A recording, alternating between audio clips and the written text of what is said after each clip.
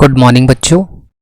हम हैं study with Shailendra और हम बात कर रहे हैं आर.एस. अग्रवाल के मैथ सॉल्यूशंस की।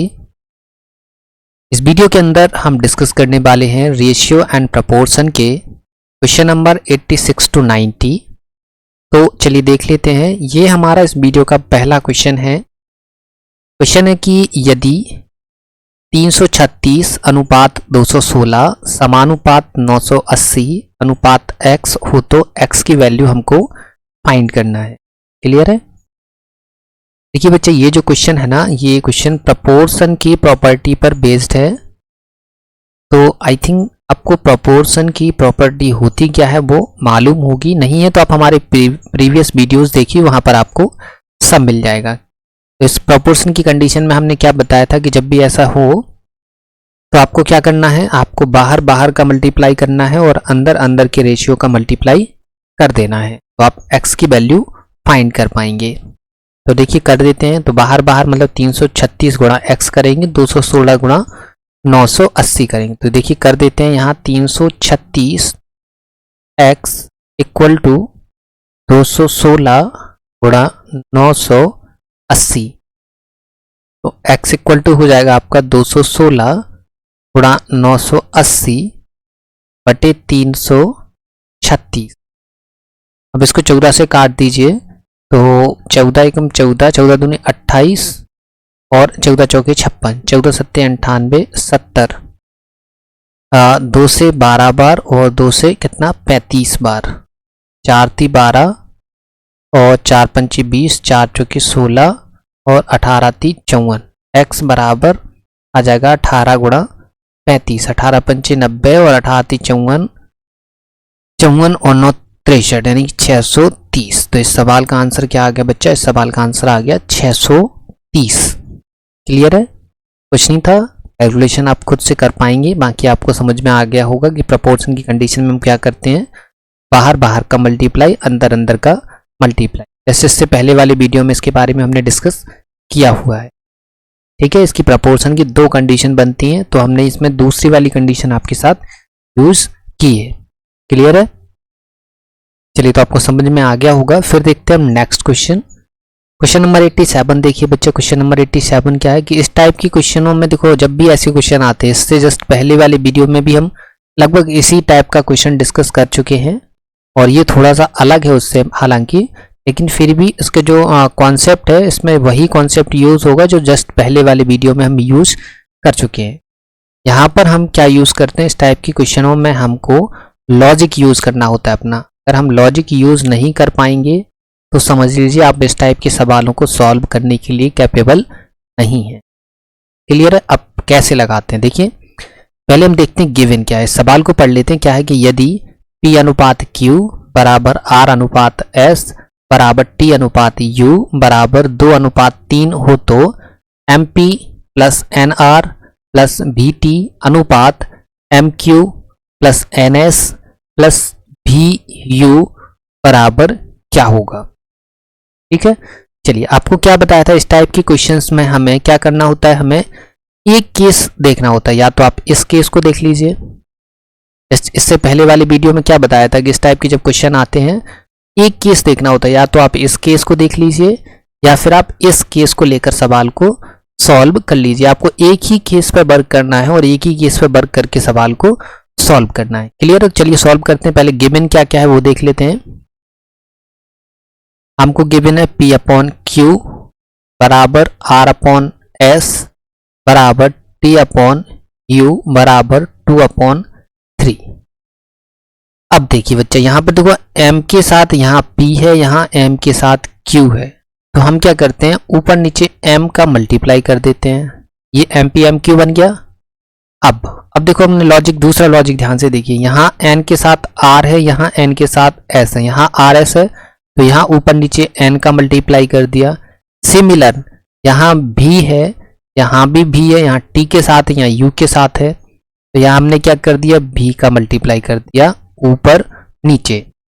तो अब हम क्या करते हैं, या तो हम MP NR और VT की वैल्यू फाइंड कर लें और पुट कर दें, या फिर हम MQ NS और VU की वैल्यू फाइंड कर लें और उसको पुट कर दें। आपको क्या बताया था कि आपको एक ही केस पे वर्क करना है, या तो आप इस पे वर्क करें या इस पर वर्क करें। तो हम इस वाले फर्स्ट केस को लेकर सॉल्व करते हैं। क्या होगा, तो MP बराबर क्या होगा, 2/3 MQ होगा। क्लियर। चलिए दूसरा देख लीजिए हम, NR बराबर क्या होगा, 2/3 NS। क्लियर है। चलिए अब आगे देख लीजिए, VT बराबर क्या होगा आपका, 2/3 VU होगा। कितना होगा, 2/3 VU। क्लियर है।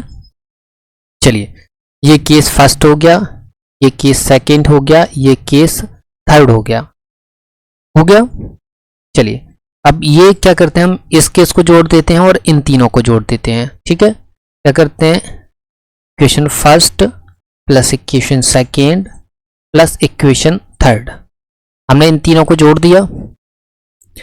तो जोड़ देते हैं, क्या होगा, MP plus NR plus VT equal to क्या होगा, 2/3 MQ plus 2/3 NS plus 2/3 VU।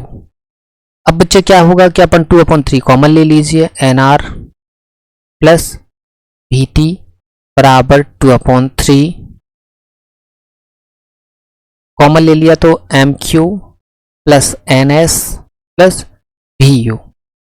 अब देखिए मल्टीप्लाई में है, इसको अपॉन में ले आइए, तो MP plus NR plus VT upon MQ plus NS plus VU बराबर कितना बच्चा, 2/3। अब इसको कैसे लिख सकते हैं, इसको ऐसे भी लिख सकते हैं, MP plus NR plus VT अनुपात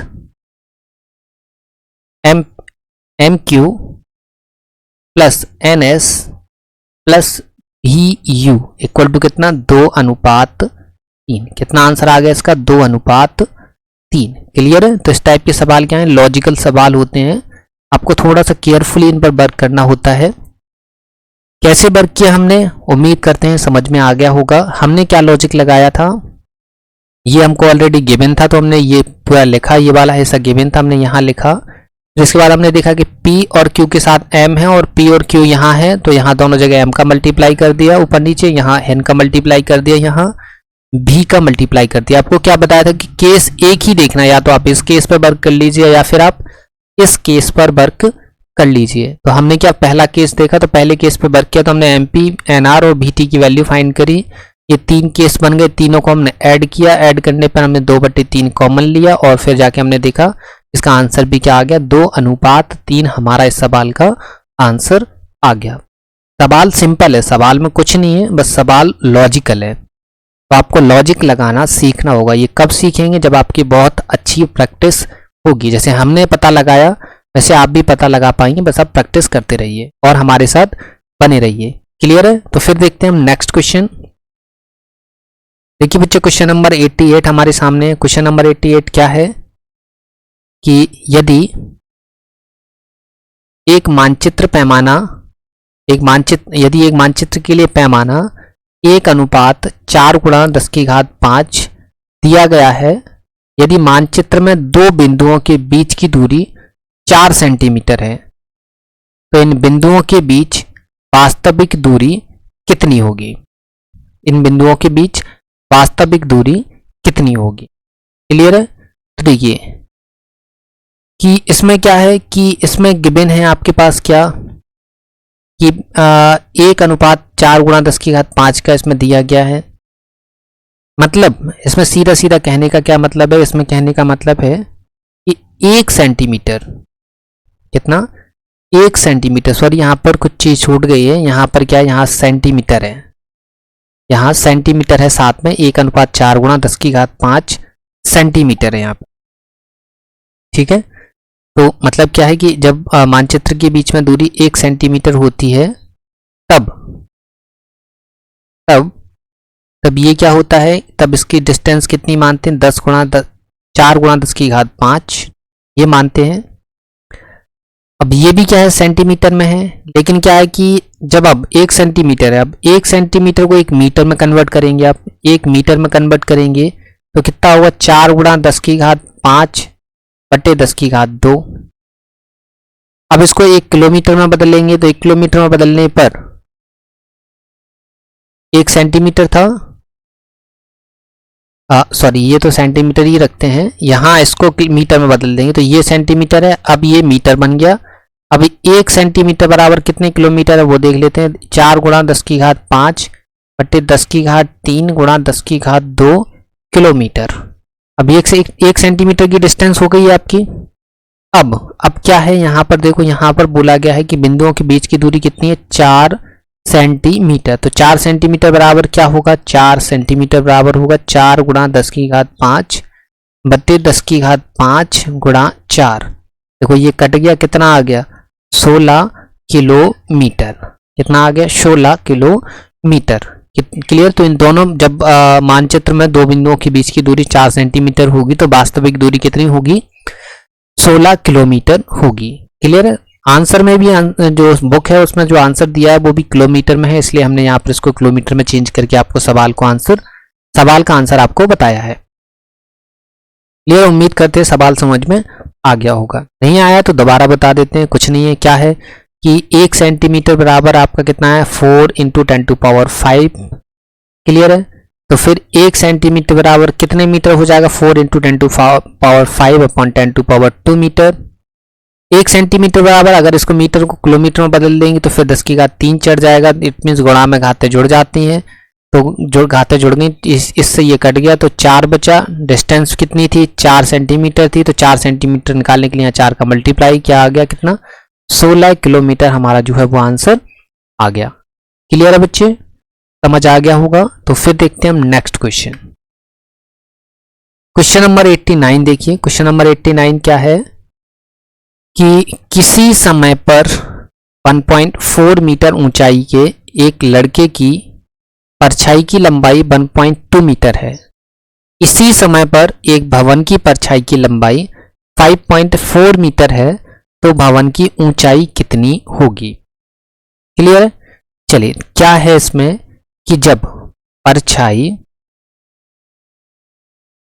गिवन है आपको, क्या कि जब परछाई कितनी बन रही है, 1.2 मीटर की परछाई बन रही है, तब ऊंचाई कितनी हो रही है, ऊंचाई हो रही है 1.4 मीटर। ऊंचाई कितनी हो रही है, 1.4 मीटर। लेकिन अब परछाई कितनी होनी है, अब परछाई होनी है 5.4 मीटर। तो ऊंचाई कितनी होगी, ऊंचाई होगी 1.4 अपॉन 1.2 इंटू 5.4। देखिए पॉइंट से ये पॉइंट कट गया, कट गया। अब इसको काट देते हैं कितना, 6 से, 6 दूनी 12 और 6 से ये 9 बार कट गया। अब 2 से ये कितनी बार, 7 बार, तो 0.7, 9 7 63, 9 7 63, तो 6.3 मीटर। तो देखिए भवन की ऊंचाई कितनी होगी, 6.3 मीटर इसकी ऊंचाई होगी जब भवन की परछाई कितनी बन रही होगी, 5.4 मीटर। क्लियर है। उम्मीद करते हैं समझ में आ गया होगा। इसमें हमने क्या है कि डेटा को उलट के यूज किया है, इस वाले डेटा का बाद में और इस वाले डेटा का पहले यूज किया। हमने क्या किया कि अगर 1.2 मीटर ऊंचाई की अगर परछाई बनती है तब ऊंचाई होती है 1.4 मीटर। अगर 5.4 मीटर ऊंचाई भवन की परछाई बनती है तो फिर ऊंचाई कितनी बनेगी, तो ऊंचाई बनेगी 6.3 मीटर। क्लियर है, समझ आ गया होगा। तो फिर देखते हैं हम नेक्स्ट क्वेश्चन। देखिए बच्चे ये हमारा इस वीडियो का लास्ट क्वेश्चन है। क्वेश्चन है क्या कि एक भिन्न के अंश तथा हर का अनुपात 3:4 है। अंश में से 9 घटाने पर नई मूल भिन्न का अनुपात 2/3 हो जाता है। नई मूल भिन्न का 2/3 हो जाता है। मूल भिन्न का अंश कितना है, मूल भिन्न का अंश हमको बताना है। चलिए देख लेते हैं।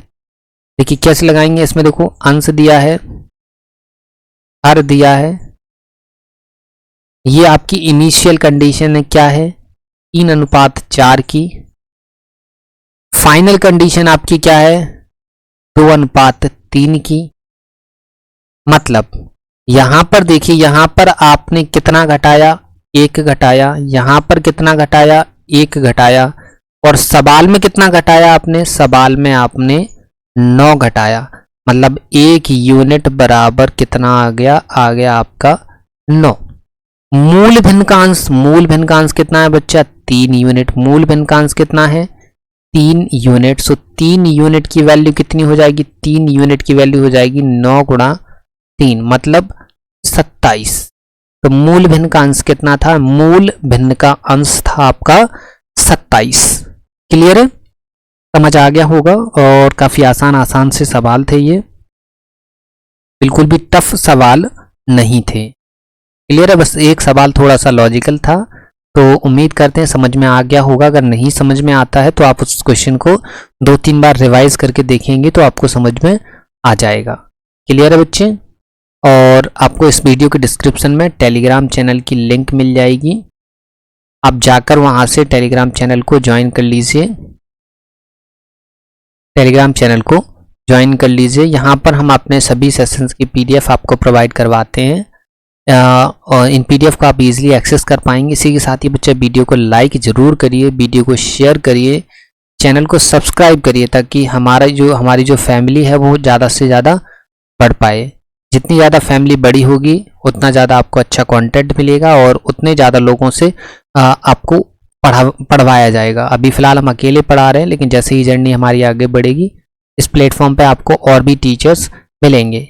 अभी हम बाई फेस भी आपको नहीं मिल रहे हैं, आपको कुछ टाइम बाद हम बाई फेस भी पढ़ाने वाले हैं। क्लियर है बच्चों। तो उम्मीद करते हैं वीडियो पसंद आया होगा, कंटेंट पसंद आया होगा। तो मिलते हैं आपसे नेक्स्ट वीडियो में, तब तक के लिए धन्यवाद।